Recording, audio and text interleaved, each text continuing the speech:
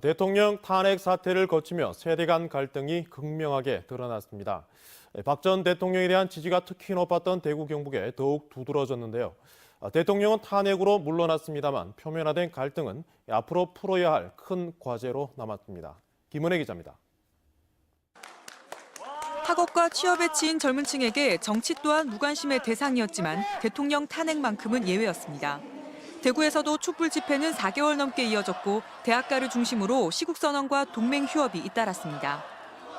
박정희 대통령이나 전두환 대통령 같은 경우엔 그래도 뭔가 기업과 이렇게 유착해서 뭔가 더 만들어내려고 했었다면 이제는 좀 더 공익과 사회 시민들을 우선으로 하는 이제 정치가 바뀌는 걸로 제가 시대가 바뀌었다고 생각하고요.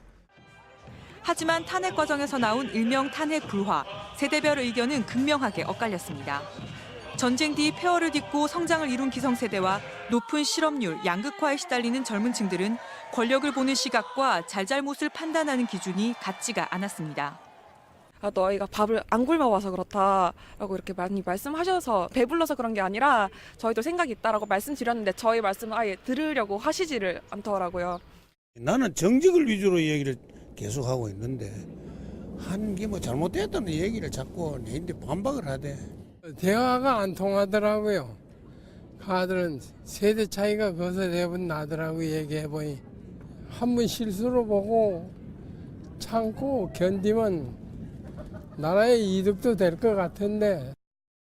실제 한국갤럽이 실시한 탄핵 선고 전 조사에서도 탄핵안 인용에 20, 30대는 90% 이상 찬성했지만 60대 이상은 50%로 40% 이상 차이가 났습니다. 연령대별 탄핵 찬반 의견 차이가 지역별 차이보다 더 컸습니다. 대구 경북 지역은 박근혜 전 대통령에 대한 지지, 탄핵 반대 여론이 다른 지역보다 높았던 만큼 세대 간 갈등이 더 심했습니다. 다른 사람들을 많이 접하고 경험하게 되다 보면 이런 고정관념이라고 하는 것은 어느 정도는 해소되지 않을까라고 생각을 할 수는 있습니다만은 글쎄요, 지금 당장 이제 대선이라고 하는 큰 정치적인 이슈를 앞에 두는 상황에서 이런 것들이 그렇게 자연스럽게 내버려 둔다고 해서 금세 사그라들 것 같지는 않고요.